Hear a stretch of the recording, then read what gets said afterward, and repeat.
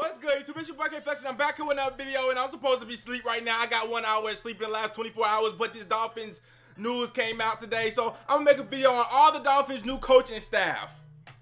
Alright, now I made a video like this yesterday, but now everything is official, okay? And we got some new coaches, a lot of new coaches. I'm gonna talk about the big ones. So let's get into it. Jim Caldwell, assistant head coach. He is officially with the Miami Dolphins, assistant head coach and a quarterback coach. This is my favorite pickup, besides obviously the coach Brian Flores.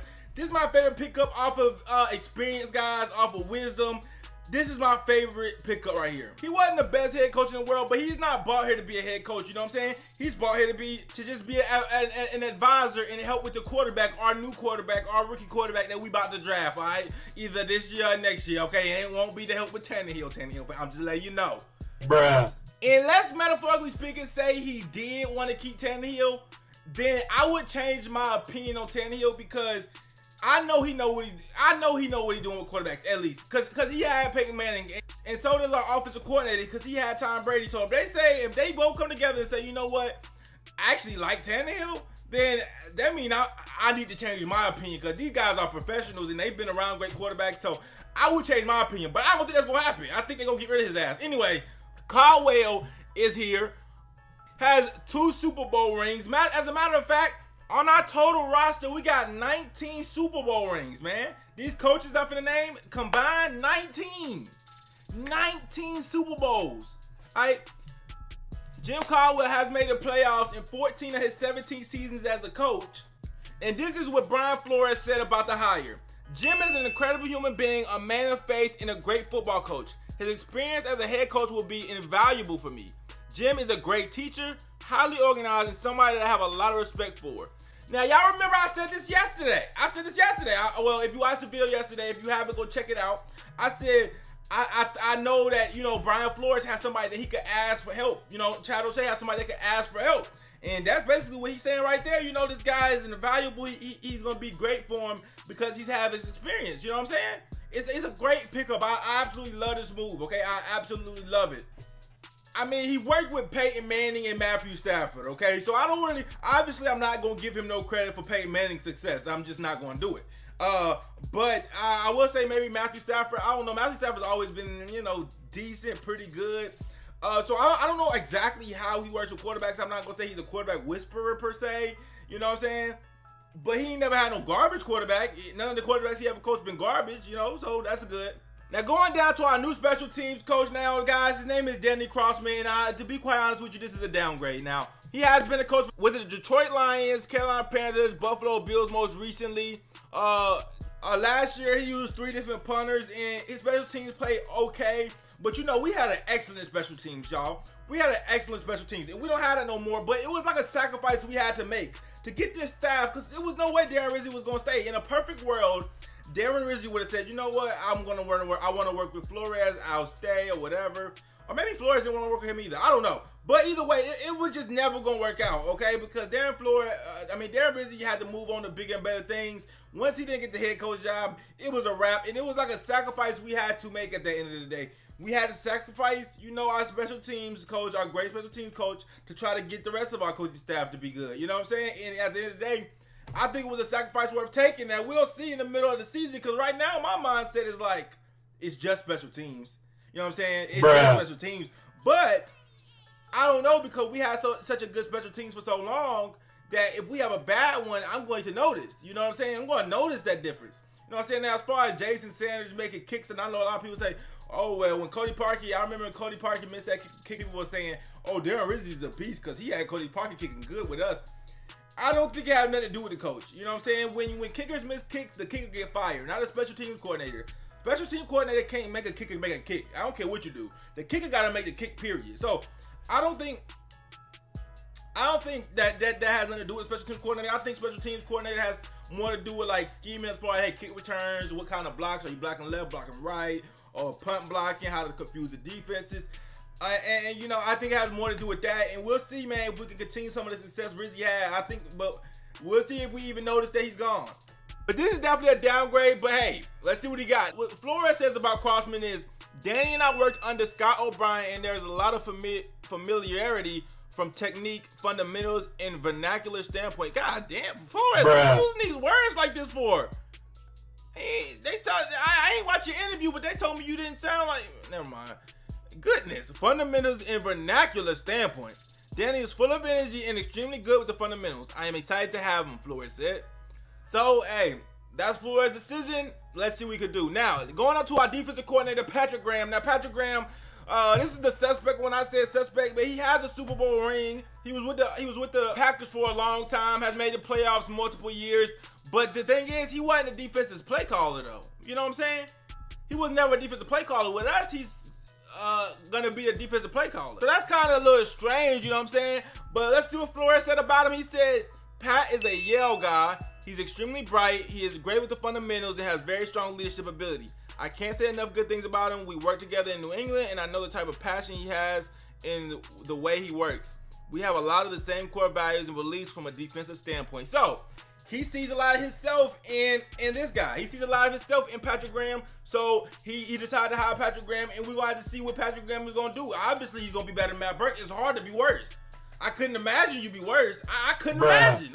I just couldn't. So obviously, you know what I'm saying, he gonna be better than Matt Burke, and that's already an upgrade. But you know, even if it don't work out with him, then Brian Flores is gonna have to take over. I feel like play calling, but that's a whole nother subject. Hopefully it works out. But say they not like-minded as Brian Flores thought. Okay, Brian Flores take over play calling. That's him. Chad O'Shea, offensive coordinator. Now this guy came from the Patriots. Obviously has multiple rings. Was with the Patriots for 10 seasons. Has multiple rings. And he was a wide receiver coach with them. And y'all know the Patriots always had like some trash wide receivers, but they always get open. They're always good. So you can contribute some of that to him. He worked intimately with that offense, so that is pretty good to have Chad O'Shea. And obviously, you know what I'm saying, it's really hard to like judge any of these people who when they've never called plays before, been offensive coordinators before.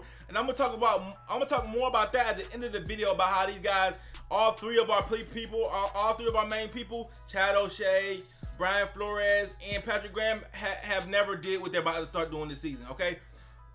But anyways, yeah, it's hard to really, you know, the receivers got open. But like I said, it's hard for me to credit anybody in the Patriots organization for anything, okay? I give Tom Brady and Bill Belichick their credit because they're the consistent pieces, but everybody else, I got to figure out, like, who is responsible for everything. But I don't know. But Chad O'Shea, offensive coordinator, you know, they say he was a good young offensive mind. I read that in an article a while ago. So we're going to have to see this season, all right?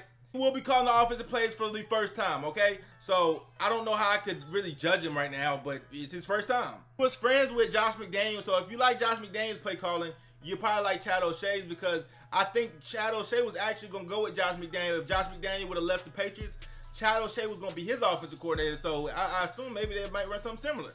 What Flores said about him is Chad is extremely smart, innovative, and hardworking. He brings a lot of energy to practice and meetings. Chad has a great rapport with players. He has earned the trust of a lot of players he has worked with, from Randy Moss to Wes Welker to Julian Edelman.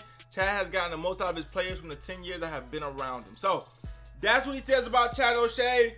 We're going to have to see what happens, you know what I'm saying? First time calling plays, I really can't judge him. Then we got a wide receiver coach, Carl Dorrell. I'm going to go real fast on this because I don't barely know who he is. He came from the Jets, okay? I'm not going to boost up him. You know, Jets do they got good wide receivers? I don't know.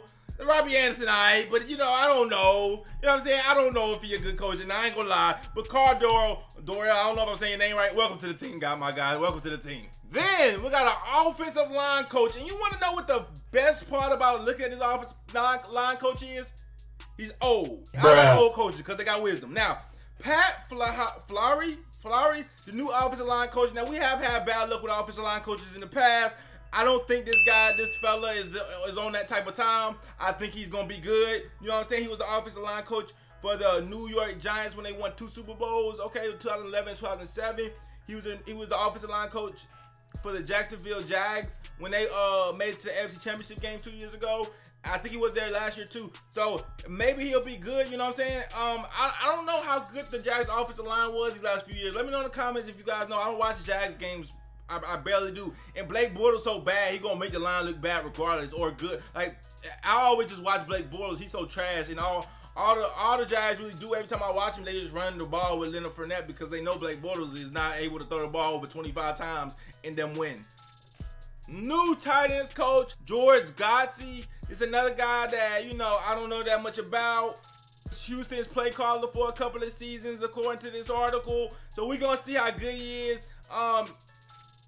He's been a coach for 8 years, and in 7 of those years, he's had winning seasons. So that's always a good sign. We got a lot of experience on here, guys. A lot of experience on this roster. A lot of winners, man. They're not used to losing like this. So something got to break. Either our losing culture got to break, or they winning culture got to break, because these guys that we signed in, that we got on our roster, they're not used to losing. But defensive line coach, we got the Jags defensive line coach for the last 2 seasons, Marion Hobby. Now, this is another great pickup. You know, if you just look at the numbers and you look at the Jags sack totals and everything, the Jags have a really good D-line because they get what they pay for. They pay the D-line a lot of money, but they had a lot of talent on their D-line. That's why I don't really know how good he really is. You know what I'm saying? And they had Calais Campbell, Malik Jackson, Marcel Darius. They had the other dude, his last name started with an N. I don't know, I say it's like African or something. But they had a great D-line in first place too. And they had a great secondary that could hold up for seconds and seconds and seconds. So, you know, it's hard to really judge them because that defense was so good. Talent-wise, I don't know, you know, coaching-wise, how much he helped with that. But it's good, you know. We'll see what happens. I think Charles Harris, you know, I'm going to give him one more good season before I start calling him a bust. So hopefully this man can transform Charles Harris into a beast. Okay, I don't know what's going to happen with Cameron Wake this offseason. Andre Branch, hopefully he's gone. But that's all I really say about the D-line. Then we got the same defensive coach, Tony Oden. We got the same defensive coach from last year, which is honestly good because our secondary was undoubtedly the best unit on our team. It's a good unit. You know what I'm saying? Undoubtedly the best unit in my eyes on our team, okay? For assistant quarterback coach, besides Jim Caldwell, we got Jerry Shaplinsky. Jerry Shaplinsky worked with Tom Brady in New England. Listen, you know I'm not finna give him no credit, right? You know I'm not finna. He came to New England when in 2013. Tom Brady was already Tom Brady in 2013, so I'm not finna act like he made Tom Brady something. I'm just not. Hopefully he good, but I don't know. You know what I'm saying? At least they recognize, at least I know he know how a good quarterback's supposed to look. That's all I can tell you about him. But I'm not finna act like, you know, I don't know, he helped Tom Brady. Okay. Running back coach remains the same, Eric Studsville, okay? Running backs did run pretty well last season when they got the opportunities to run the ball. Hopefully he's not the one that was telling Gase, hey, don't be running King Drake nothing but 5 times a game. But yeah, I think he pretty good. And him and then the defensive back coach, Oden, are the only 2 returning coaches for the Dolphins. After that, you got 3 quality control people, Underwood, Lombardi, Grizzard. Y'all can read about them. I don't even know what quality control even freaking does, to be quite honest with you. But y'all can read about them. I will leave a link to this article in the description below. Y'all can read all about everybody we just signed. But those are the main ones I want to go over. And overall, guys, I like the staff. This makes next season interesting, though, because when you got 3 people that never done what they're doing right now, let's say like this. We have Chad O'Shea, who's never caught an offensive play before. We have Patrick Graham on defense, who's never caught a defense before. And we have Brian Flores, who's never been a head coach before. It's almost like this year right here doesn't even, like, I don't want to say it doesn't matter, but you almost have to give them a pass for this upcoming year where you can't even really judge none of them, okay? Especially if we don't set them up, because right now what it's looking like with the roster that we have, we don't even have that much talent to where if we lose, we could blame the coaches. You know what I'm saying? It just depends on what we do in free agency. It depends on what we do in the draft. But right now, we don't even have enough talent to where if we're losing, we can blame the coaches. Because our team is in shambles, okay? So if we got all these first-year coaches with a team in shambles, and you know there's already been an early power ranking that predicted us to be the 31st ranked team. All right, then there's all this tank talk and all this stuff. We're not projected to be good at all. Okay, so these coaches are coming in with nothing to lose. They're all in their first season, all doing this time, and they literally couldn't have less pressure on them. I feel like they couldn't have less pressure because they have nothing to lose. Nobody thinks we're gonna be good. How the fan base thinks we're tanking. They don't even have the right talent in front of them to succeed right now. Okay, they need more, especially when we get rid of Tannehill, and we're gonna need a quarterback. We can't just run out Rudock out there on week 1. We're gonna get smacked. I'm assuming. I don't think Rudock that good. So, you know, they couldn't have less pressure on them, to be quite honest with you. But hopefully they do good this first season just to give you hope. But even if they don't do good this first season, how could you blame them? They're set up for failure at this point. Unless we make some moves in free agency. as well as the draft. Anyways, get in the comment section. Let me know what you guys think about these new coaches. Like, comment, subscribe. I'm out.